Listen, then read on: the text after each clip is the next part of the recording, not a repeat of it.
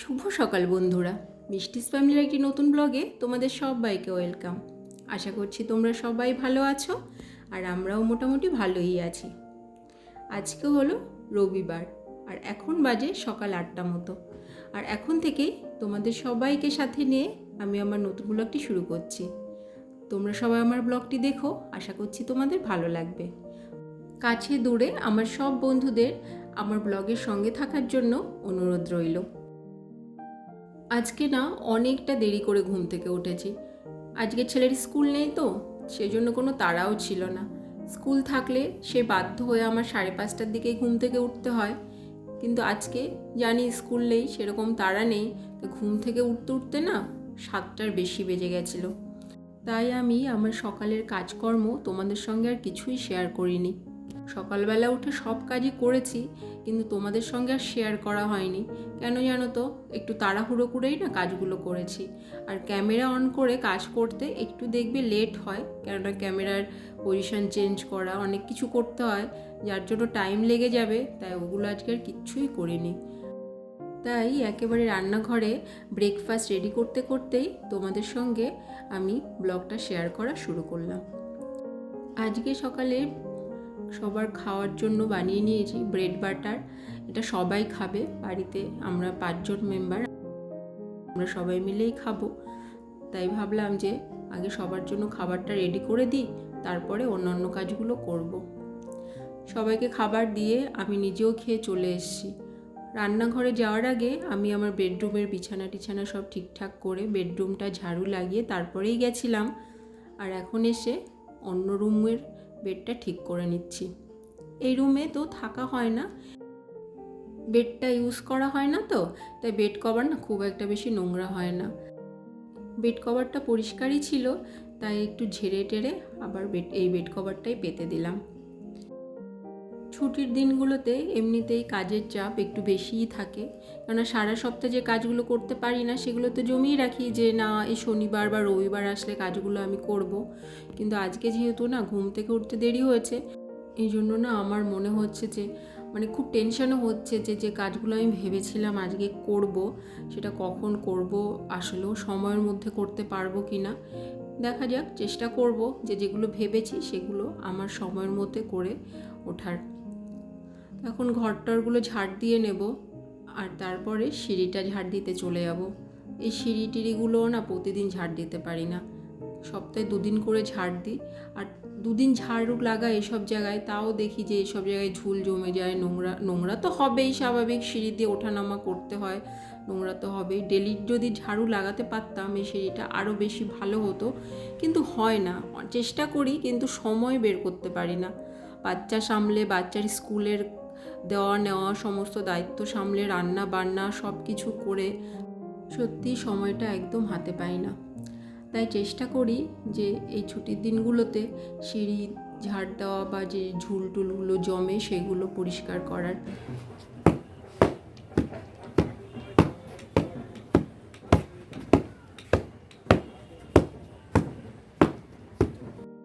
এখন চলে এসেছি ছাদে, তোশকটা রোদে দিয়েছি। বৃষ্টি প্রায় নেই বললেই চলে, গত 3-4 দিন ধরে খুব ভালো রোদ উঠছে। 2-3 দিন ধরে ভাবছিলাম যে রোদে একটু এই তোশক বালিশ এগুলো সব রোদে দেব, কিন্তু করে উঠতে পারছিলাম না। তাই ভাবলাম যে না, আজকে বাড়িতে আছি পুরো টাইমটা, আজকে আমি এটা করবই। আর আজ যদি এটা করতে না পারি, সারা সপ্তাহ আমি আর এটা করতেই পারবো না। ভাদ্র মাসের এই রোদে দেখবে অনেকে ঘরে যে শাড়িগুলো আমরা থাকে সে শাড়িটারি রোদে দিই করি, ওটা করলে ভালো হয়। আমার শাশুড়িমা দেখি করেন, আমিও করি। আর বালিশ কাঁথা তোশক এগুলো রোদে দেওয়ার চেষ্টা করি। কেন জানো তো, রোদে দিলে এই বালিশ তোশক এগুলো রোদে দিলে এর তুলোগুলো ভালো থাকে আর এর ভেতরে ছাড় পোকাও হয় না। আর এইভাবে বাড়ি মেরে মেরে এটাকে করছি, এর জন্য এর মধ্যে যে নোংরাগুলো আছে সেটাও না অনেকটা চলে যায়। আর আমার হাজব্যান্ডের আর ছেলের যতগুলো জুতো ছিল মোটামুটি আরও আছে, কিন্তু যেগুলো মোটামুটি ভালোর মধ্যে সেইগুলো ভাবলাম একটু রোদে দিয়ে দিই। আর সেই জুতোগুলোও নিয়ে রোদে দিয়ে দিয়েছি। 2-3 ঘন্টা যদি জুতোগুলো রোদ পায়, আসলে লাগাতার বৃষ্টিতে না কেমন একটা হয়ে গেছে জুতোগুলোর ভেতরে, ঘরে থেকেই কেমন হয়ে গেছে।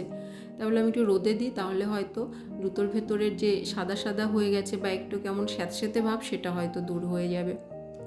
আর তারপরে চলে এসেছি আবার নিচে। ইচ্ছা ছিল যে কিছু শাড়ি রোদে দেওয়ার, রোদটা খুব ভালো উঠেছে তো, কিন্তু দেখলাম যে না, ওটা যদি করতে যাই তাহলে অনেকটা সময় লেগে যাবে।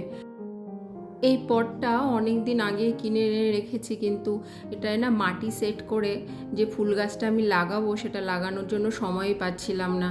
তাই ভাবলাম যে আজকে অন্য কাজ বাদ দিয়ে, শাড়ি রোদে দেওয়ার কথাটা যে ভেবেছিলাম সেটা বাদ দিয়ে এই কাজটাই আগে করে নিই। তারপর সেই সকালবেলা যে ব্রেকফাস্ট বানিয়ে রান্নাঘর থেকে এসছি, তারপরে তো আর রান্নার কিছু কাজই করা হয়নি। আজকে তো ছুটির দিন, রান্নাবান্নার চাপটাও একটু বেশি। ওই জন্য ভাবলাম যে না, এদিকে যদি অন্য কাজ আরও বেশি বাড়াতে যাই তাহলে আমার রান্নার কাজেও দেরি হয়ে যাবে। এইসব কাজ করার জন্য আজকে না ঘরের ডাস্টিংয়ের কাজ কিছুই করতে পারিনি। ঘরটার মধ্যে গাছগুলো লাগানো হয়ে গেছে আর এখন ওটাকে ঝুলিয়ে দিলাম। সকালের দিকে আমার বারান্দায় খুব সুন্দর রোদ থাকে, তাই ঘুম থেকে উঠেই না বালিশগুলো সব রোদে দিয়ে দিয়েছিলাম। তো এখন তো রোদটা দেখছি আর নেই, তাই বালিশগুলো তুলে ঘরে রেখে দেব। যখনই রোদ থাকে, মানে একদিন দুদিন পর পর এই বারান্দার রোদে আমার বালিশগুলো দিই। আর রোদে যদি বালিশ এরকম দেওয়া হয়, দেখবে বালিশগুলো না অনেক দিন পর্যন্ত ভালো থাকে, মানে বালিশের তুলোটা নষ্ট হয় না আর ছাড় পোকা লাগে না। তো ওপরে মোটামুটি যে কাজগুলো করব বলে ভেবেছিলাম সেগুলো সব করা হয়ে গেছে। এখন চলে এসেছি কিচেনে। এসে সবার আগে ভাতটা বসিয়ে দিলাম। এরপরে আস্তে আস্তে যে তরকারিগুলো আজকে করব সেগুলোই সব কেটে নেব। প্রতি রবিবার করে চিকেন করা হয়, কিন্তু আজকে না বাড়িতে চিকেন করা হবে না। কেউ খেতে চাইছিল না, বললো যে না আজকে থাক, আজকে মাছ ভাতই খাই। তো আজকে মাছ আনা হয়েছিল, কাতলা মাছ আর চিংড়ি মাছ। কাতলা মাছটা আর চিংড়ি মাছটা আমাদের বাড়িতে প্রায় দিনই থাকে, কারণ আমার ছেলে এটা খেতে খুব ভালোবাসে, আর ওর কথা ভেবেই এই মাছটা বেশি আনা হয়। তো ভাতের মধ্যে এখন দুটো ঝিঙে সেদ্ধ দিয়ে দিলাম আমার শ্বশুর শাশুড়ির জন্য, আর তারপরে এখন মাছগুলো আস্তে আস্তে সব ভেজে নেব।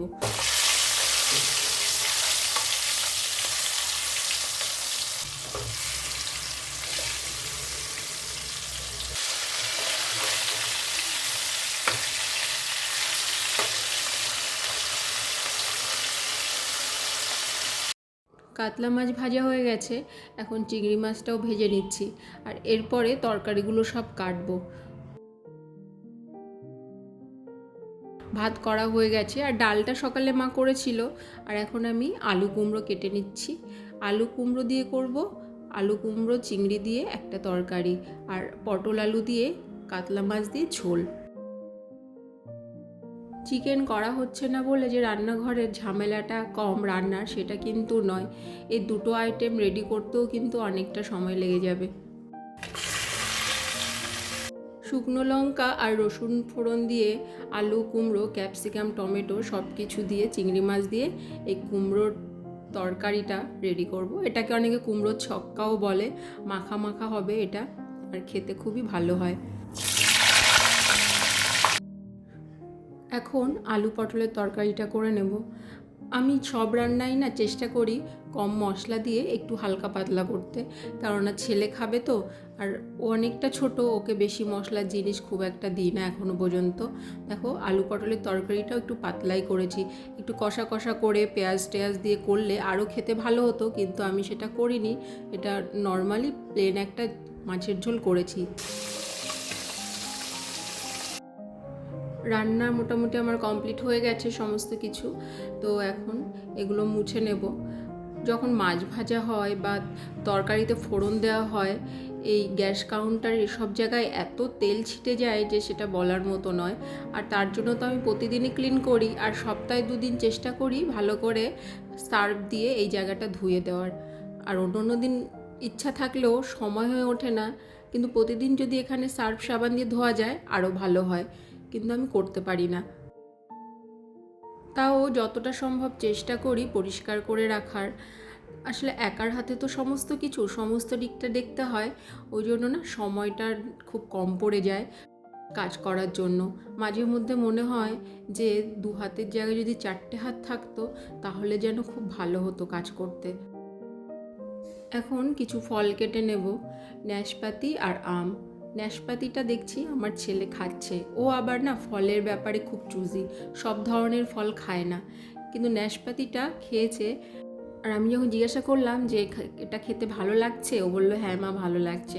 ওই জন্য এখন মাঝে মধ্যেই বাজার থেকে নাশপাতি এনে ওকে কেটে দিচ্ছি। আর অরেঞ্জ জুস আর ডাবের জল সেটা তো থাকেই, এই কিছু কিছু ফলও খায়। আর নাশপাতিটা সামান্য একটু বিট নুন ছড়িয়ে দিয়েছি, ওটাও খেয়ে নেবে। আর আমাদের সবার জন্য একটু আম কেটে নিলাম। তারপর ছেলেকে স্নান করিয়ে কিছু জামা কাপড় ছিল সেইগুলো ওয়াশ করেছি, তারপর স্নান করে নিজে চলে এসেছি। আর এখন একটু স্কিন কেয়ার করে নেব, আর তারপরে চলে যাব ঠাকুর ঘরে। তো চলো বন্ধুরা, আজকের মতো ভিডিওটি তোমাদের সঙ্গে আমি এই পর্যন্তই শেয়ার করলাম। দেখা হবে তোমাদের সঙ্গে নেক্সট ব্লগে। তোমরা সবাই ভালো থেকো, সুস্থ থেকো, আর বন্ধু হয়ে আমার পাশে থেকো। সবাইকে জানাই টাটা।